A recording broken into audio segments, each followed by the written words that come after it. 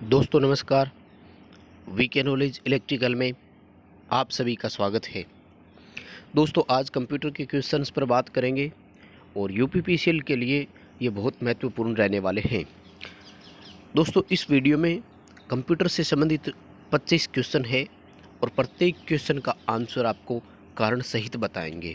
सभी क्वेश्चन विस्तार पूर्वक आपको समझाएंगे कि इसका उत्तर ये कैसे आया, इसलिए आप सभी क्वेश्चंस को लास्ट तक ज़रूर देखें।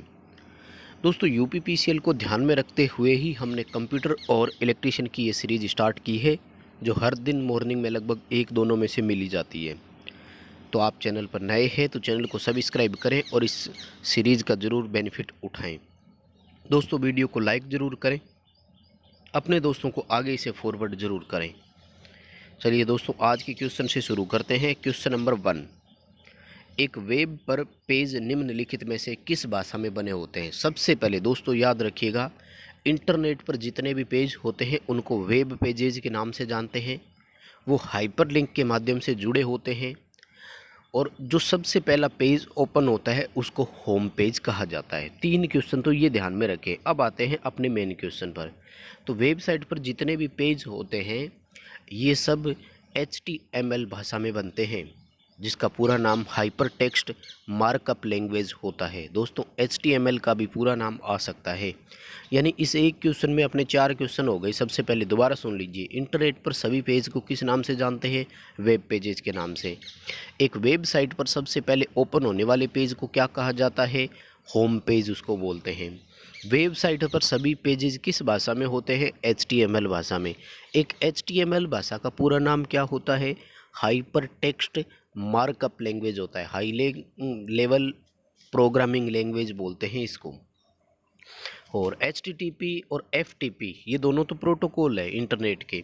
HTTP का मतलब होता है हाइपर टेक्स्ट ट्रांसफ़र प्रोटोकॉल और FTP का होता है फाइल ट्रांसफ़र प्रोटोकॉल। क्वेश्चन का आंसर अपना ए रहेगा। नेक्स्ट क्वेश्चन है कि कोबोल और फोर्ट्रॉन भाषा का उपयोग किस कंप्यूटर में किया गया था? जनरेशन के अकॉर्डिंग लैंग्वेज हुई थी। फर्स्ट जनरेशन में मशीनी भाषा थी, केवल वो मशीनी भाषा को ही समझ सकता था। सेकंड जनरेशन के जो कंप्यूटर आए उनमें कोबोल और फोर्ट्रॉन का उपयोग होना शुरू हो गया। थर्ड में पास्कल और बेसिक आई थी और फोर्ट्रॉन का भी एक नया रूप आया, फोर्ट्रॉन फोर्थ। सभी लैंग्वेज याद रखें आप। फर्स्ट जनरेशन में कौन सी थी? मशीनी। सेकंड में कोबोल और फोर्ट्रॉन। थर्ड में पास्कल, बेसिक और फोर्ट्रॉन फोर्थ। और जो फोर्थ जनरेशन है उसमें आई थी सी प्लस प्लस। और फिफ्थ जनरेशन में जावा, वीबी और डॉट नेट, ये लैंग्वेज का उपयोग किया जाता है। दोस्तों सारे क्वेश्चन इंपॉर्टेंट है, इसी तरह के एग्ज़ाम में क्वेश्चन आए हैं। प्रीवियस पेपर का हमने देखा है लेवल, और ये उन्हीं के अकॉर्डिंग तैयार किया गया है। नेक्स्ट क्वेश्चन है कि रॉ फैक्ट यानी अनप्रोसेस्ड फैक्ट जो होते हैं, जैसे लेटर हो गया, वर्ड हो गए, ध्वनि हो गई, तो इन सब को हम कंप्यूटर में डेटा कहते हैं। हिंदी में इनको आंकड़ा कहा जाता है। ये सभी वो होते हैं जो कंप्यूटर को प्रदान करने होते हैं, जिनको कंप्यूटर प्रोसेस करता है और बदले में हमें रिजल्ट देता है, जिसको हम इंफॉर्मेशन यानी सूचना कहते हैं। नेक्स्ट क्वेश्चन है कि मॉनिटर स्क्रीन पर प्रदर्शित पिक्सेल्स क्या कहलाते हैं? सबसे पहली बात, ग्राफिक्स की यूनिट क्या होती है? पिक्सल होती है। एक मॉनिटर की जो स्क्रीन पर पिक्सल दिखाई देते हैं वो 2D या 3D में हो सकते हैं, यानी 2 डायमेंशन या 3 डायमेंशन में हो सकते हैं। और ये जो हमें दिखाई देता है इसको मॉनिटर का रिजोल्यूशन कहा जाता है। क्या बोलते हैं? रिजोल्यूशन बोलते हैं। ये और mm में होता है, हमेशा ध्यान रखें। और मॉनिटर का साइज जो होता है वो डायगोनली लिया जाता है, एक कोने से दूसरे कोने तक तिरछा लेते हैं, और इंच में होता है। नेक्स्ट अपना क्वेश्चन है, पिक्चर की क्वालिटी के संदर्भ में शब्द HD में D से क्या आशय है? अपन बोलते हैं ना कि क्वालिटी हाई है, तो इस HD का मतलब हाई डेफिनेशन होता है। आजकल तो UHD आने लग गया, अल्ट्रा हाई डेफिनेशन बोलते हैं उसको। तो इस D का मतलब होता है डेफिनेशन, HD का मतलब हाई डेफिनेशन। अभी वर्तमान में चल रहा है UHD यानी अल्ट्रा हाई डेफिनेशन। तो इस शब्द का मतलब होता है डेफिनेशन। अपने क्वेश्चन का आंसर ए करेंगे। नेक्स्ट क्वेश्चन है कि निम्न में से कौन सा स्टेटमेंट सही है। दो स्टेटमेंट दिए अपने को, पता करना है कौन सा सही है। सबसे पहला, केस मेमोरी मेन मेमोरी से स्पीड तेज़ होती है उसकी, और बिल्कुल सही बात है ये। केस मेमोरी वो होती है जो सीपीयू द्वारा बार बार उसको इस्तेमाल किया जाता है। रिसेंटली यूज्ड मेमोरी होती है जो हम थोड़ा सा कुछ टाइप करते हैं तो हमें सजेस्ट कर देती है कि आपने ये टाइप किया है। रिसेंटली आपने जो भी सर्च किया है वो हमें ये शो करती रहती है, बार बार टाइप करने की भी ज़रूरत नहीं रहती। लेकिन इसकी जो कैपेसिटी होती है वो मेन मेमोरी से बहुत कम होती है, और ये भी एक हाई स्पीड सेमीकंडक्टर मेमोरी है, क्षमता कम होती है। तो दोनों स्टेटमेंट बिल्कुल सही है, ए ऑप्शन की ओर हम जाएंगे। नेक्स्ट क्वेश्चन है कि विंडो 10 में इंटरनेट एक्सप्लोरर को किससे प्रतिस्थापित कर दिया गया है। विंडो 10 से पहले माइक्रोसॉफ्ट कंपनी का इनबिल्ट वेब ब्राउज़र आता था जिसका नाम था इंटरनेट एक्सप्लोरर। विंडो 10 में उस वेब ब्राउज़र को इन्होंने हटा दिया और उसकी जगह दूसरा जोड़ दिया, यानी इनबिल्ट माइक्रोसॉफ्ट कंपनी एक वेब ब्राउज़र हमें प्रदान करती है। गूगल क्रोम और मोजिला फायरफॉक्स तो हमें बाद में डाउनलोड करना होता है खुद का, अगर ना भी करें तो इंटरनेट एक्सप्लोरर से हम इंटरनेट यूज कर सकते हैं, और वो बिंग या याहू सर्च इंजन का ऑटोमेटिक उपयोग करता है, जबकि गूगल क्रोम और मोजिला फायरफॉक्स जो है वो गूगल सर्च इंजन का उपयोग करते हैं। तो इसमें विंडो 10 में इंटरनेट एक्सप्लोरर को इन्होंने हटा दिया और नया वेब ब्राउज़र जोड़ दिया जिसका नाम है माइक्रोसॉफ्ट एज। नेक्स्ट अपना क्वेश्चन है, निम्न में से कौन सा GUI आधारित ऑपरेटिंग सिस्टम नहीं है। GUI का मतलब है ग्राफिकल यूजर इंटरफेस, और ऑपरेटिंग सिस्टम जो है वो यूजर और हार्डवेयर के बीच में इंटरफेस प्रदान करने का मीडिएटर का वर्क करता है। यानी ऑपरेटिंग सिस्टम नहीं हो तो हम कंप्यूटर के हार्डवेयर को यूज ही नहीं कर पाएंगे। तो अब जो ऑपरेटिंग सिस्टम है वो दो तरह के होते हैं, एक GUI होता है और दूसरा CLI यानी कमांड लाइन इंटरफेस होता है। कमांड लाइन में क्या कि मल्टीटास्किंग सिस्टम नहीं होता था। तो जो कमांड लाइन इंटरफेस है वो दो प्रकार के हैं, एक तो है MS DOS और दूसरा है यूनिक्स, जो इसमें तो ऑप्शन नहीं दिया गया, बट आप याद रखें माइक्रोसॉफ्ट डिस्क ऑपरेटिंग सिस्टम और यूनिक्स, ये GUI नहीं है। विंडो, लाइनक्स, ये सारे GUI है, ग्राफिकल यूजर इंटरफेस है। नेक्स्ट अपना क्वेश्चन है, MS वर्ड में जब एक ही लेटर को अनेक लोगों को एक साथ भेजना हो तो इसके लिए एक फैसिलिटी होती है जिसका नाम है मेल मर्ज। एक ही मेल, एक ही लेटर जब हम अनेक लोगों को एक साथ सेंड करना चाहते हैं तो एक ऑप्शन आता है जिसका नाम है मेल मर्ज। और सेल मर्ज ये तो होता है एक्सेल में, दो या दो से अधिक सेल को जोड़ करके एक बनाते हैं तो उसको बोलते हैं cell merge. Send to all, forward to all ऐसा कोई ऑप्शन होता ही नहीं है। बी ऑप्शन की ओर जाएंगे, मेल मर्ज। नेक्स्ट क्वेश्चन है, MS वर्ड में डॉक्यूमेंट को सेव करने के बाद उसमें किए गए परिवर्तनों को निरीक्षण करने हेतु उपयोग में लिया गया फीचर कौन सा है। माइक्रोसॉफ्ट वर्ड में 2010 और उसके बाद नया फीचर चेंज कर दिया कि आपने डॉक्यूमेंट को जब भी सेव किया उसके बाद में आपने उसमें क्या क्या एडिटेशन किया, क्या डिलीट किया, क्या नया ऐड किया, क्या नया इंसर्टेशन किया, इन सब को हम चेंज कर सकते। यानी फर्स्टली सेव डॉक्यूमेंट कैसा था एंड आफ्टर दैट कैसा था, इन सब की पहचान करने के लिए होता है ट्रैक चेंजेज फीचर। एक इनबिल्ट फीचर आता है जिसको ऑन कर देते हैं ट्रैक चेंजेज, तो ये चेंजेज को ट्रैक करेगा कि एक बार सेव करने के बाद आपने इस डॉक्यूमेंट में ये चेंज किए थे, तो कोई दूसरा उससे ये मान लीजिए कि छेड़छाड़ नहीं कर सकता। किसी दूसरे मान लीजिए उसमें एडिट कर गया हो और वो फिर से सेव कर गया हो, तो वो चीज़ें हमें पता लग जाती है कि ये कर दिया चेंज जबकि नहीं करना था। तो डी ऑप्शन रहेगा, ट्रैक चेंजेज उस फीचर का नाम है। नेक्स्ट क्वेश्चन है कि माइक्रोसॉफ्ट एक्सेल का फंक्शन जो टेबल के पहले कॉलम में मान को दर्शाता है और दूसरे कॉलम में इसी मान को दे देता है। यानी फर्स्ट कॉलम में तो वैल्यू दिखा रहा है और दूसरे में ऑटोमेटिक ही इसको भर देता है। तो ये कई सारे फंक्शन होते हैं दोस्तों, आपको याद रखने पड़ेंगे, और इस फंक्शन का नाम है वी लुकअप। ऐसे ट्रिम होता है, तो ये जो टेक्स्ट के लास्ट और फर्स्ट में स्पेस होती है ना, उसको अपने आप कम कर देता है, हटा देता है। लेंथ ये शब्द की लेंथ को काउंट करता है। राउंड ये संख्या को पूर्णांक में दे देता है। तो अभी अपना आंसर ए रहेगा, वी लुकअप। नेक्स्ट अपना क्वेश्चन है, एक फीचर है जो एक्सेल में चाही गई संख्या के लिए एक फॉर्मूला सेट करता है जिसे हम चाहे गए परिणाम के रूप में देखना चाहते हैं। यानी एक ऐसा फंक्शन आता है, एक ऐसा फॉर्मूला आता है जो हमें ये कह देता है कि ये प्राप्त करने के लिए आपको ये करना होगा। फॉर एग्जांपल, हमें किसी एग्ज़ाम में 70% मार्क्स लाने हैं और एक पर्टिकुलर सब्जेक्ट जो इजी लग रहा है, जिसमें सब्जेक्ट में हम नंबर मैक्सिमम ले सकते हैं, तो उसके लिए वो हमें सजेस्ट कर सकता है। यानी एवरेज हमें ये पता हो कि बाकी 5 सब्जेक्ट में इतने नंबर है, तो हमें 70% मार्क्स लाने के लिए उस छठे सब्जेक्ट में कितने नंबर लाने हैं, इसके लिए वो सजेस्ट कर देता है। और ऑप्शन का नाम है, फीचर का नाम है गोल सीक। गोल सीक एक ऐसा फंक्शन है जो चाही गई संख्या को हमें एक फॉर्मूला बता देता है कि आपको ये जो परिणाम लेना है, इसके लिए आपको यहाँ पर ये संख्या आनी चाहिए। बी ऑप्शन रहेगा, गोल सीक आता है इसका। नेक्स्ट क्वेश्चन है कि एक्सेल 10 में एक फीचर जो इंटरनेट से डाउनलोड हुई फाइल या ईमेल से प्राप्त फाइल को संवेदनशील होने के कारण ऑटोमेटिक ही इसमें खोल देता है।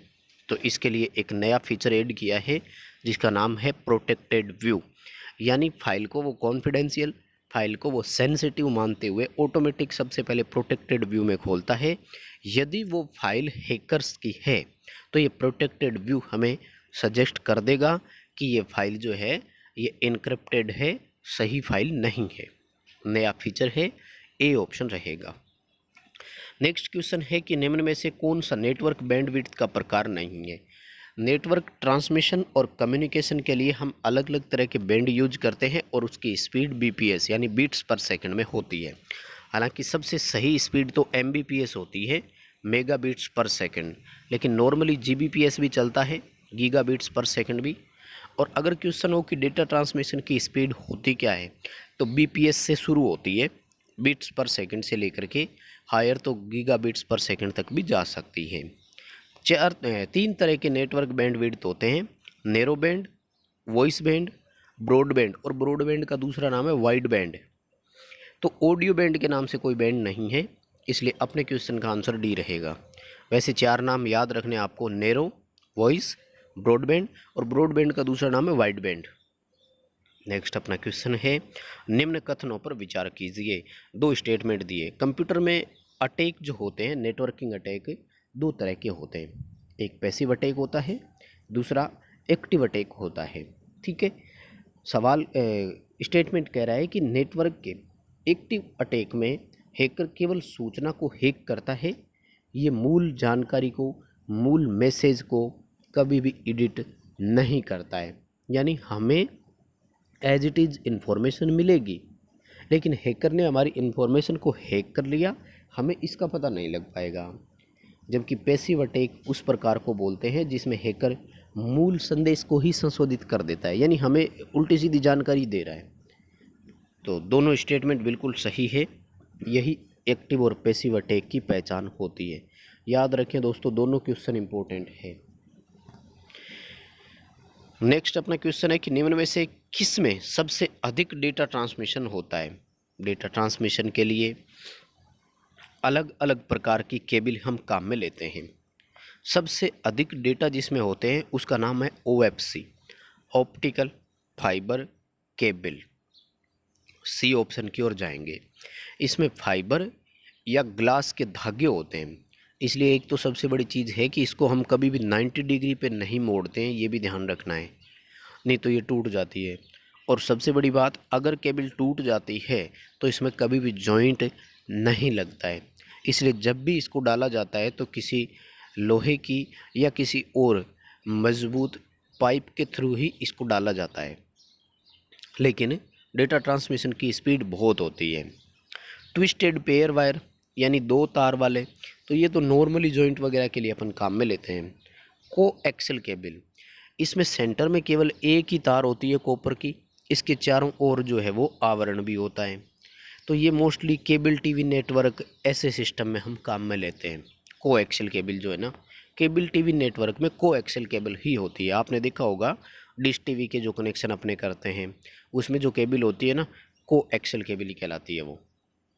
अभी ऑप्शन सी रहेगा, ऑप्टिकल फाइबर केबल।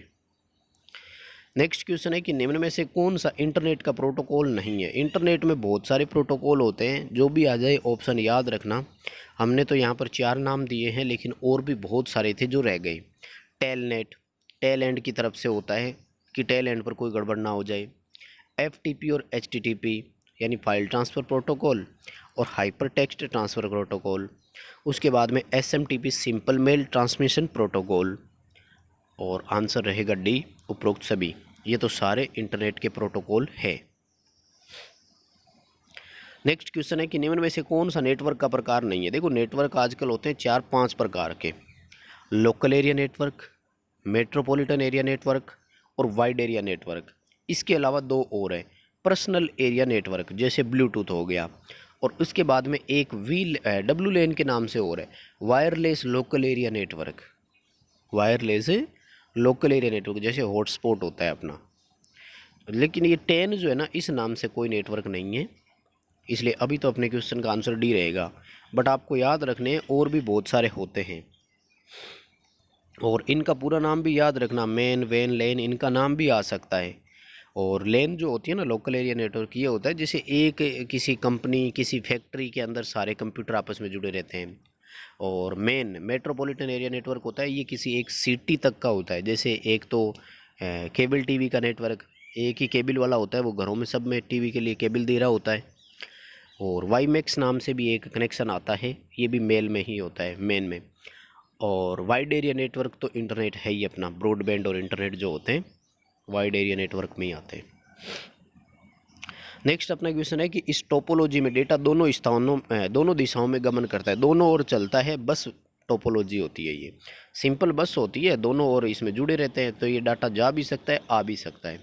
यानी सोर्स से सभी मशीनों में होते हुए दोनों दिशाओं में डेटा इसमें चलता रहता है।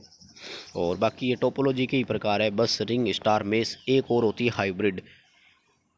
5 प्रकार की टोपोलॉजी होती है। टोपोलॉजी के नाम भी याद रखना, पेपर में कई बार ये क्वेश्चन भी आ जाता है कि निम्न में से कौन सा नेटवर्क टोपोलॉजी का प्रकार नहीं है। इस तरह का क्वेश्चन भी हमें दे देते हैं वो। ठीक है, नेक्स्ट क्वेश्चन है कि डेस्कटॉप और कंप्यूटर में आमतौर पर कनेक्शन के लिए सबसे ज़्यादा उपयोग की जाने वाली केबल का प्रकार कौन सा है। सबसे अधिक केबल का उपयोग जिसका होता है, वैसे तो देखो सारे ही होते हैं, ये जितने ऑप्शन दिए हुए हैं सबके सब उपयोग में हम लेते हैं, लेकिन सबसे अधिक जिसका उपयोग होता है ना, वो है वीजीए केबल, जिसका नाम है वर्चुअल ग्राफिक्स अर्रे। आपने देखा होगा ये पिन वाली केबल होती है। अच्छा, इसका स्टैंडर्ड भी बताते हैं, पेपर में आ जाए तो ध्यान रखना। कहते हैं कि एक वीजीए केबल जो होती है इसमें 15 पिन होती है पीछे की ओर, जो हम कसते हैं ना, आपने देखा होगा पिन होती है, हॉल में मैच करवानी पड़ती है, शायद आप लोगों ने केबल देखी होगी। वीजीए बोलते हैं, वर्चुअल ग्राफिक्स अर्रे इसका पूरा नाम होता है।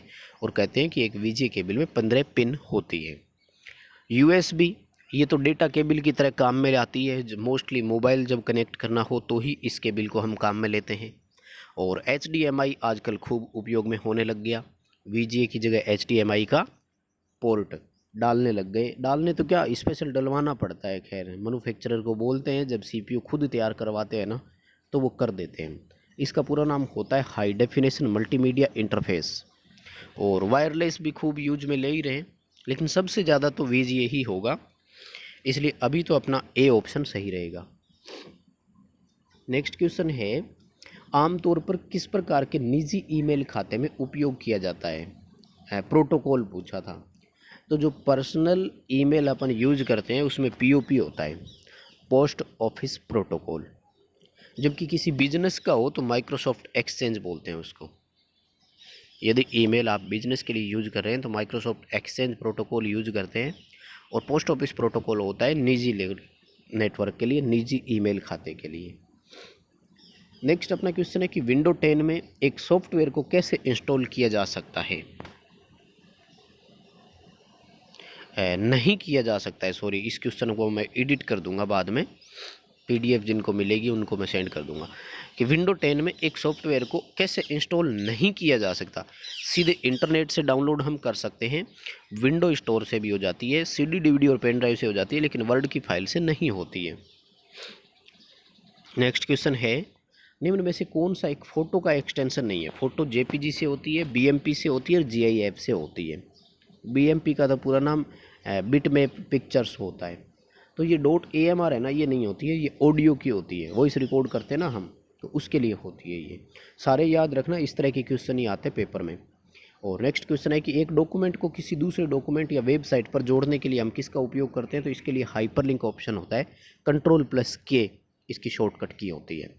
यानी एक से अधिक डॉक्यूमेंट में किसी दूसरे को जोड़ना है, वेबसाइट पर कोई डॉक्यूमेंट जोड़ना है, हाइपरलिंक का उपयोग करेंगे, Ctrl+K का ऑप्शन रहता है। ठीक है, तो बस दोस्तों आज के लिए ये थे 25 क्वेश्चन। यदि क्वेश्चन अच्छे लगे, एक्सप्लेन करने का तरीका पसंद आया, तो प्लीज़ आप वीडियो को लाइक ज़रूर करें। अपने दोस्तों को भी आगे व्हाट्सअप जितने ग्रुप है उन सब में फॉरवर्ड ज़रूर करें। आप चैनल पर नए हो तो चैनल को सब्सक्राइब ज़रूर करें।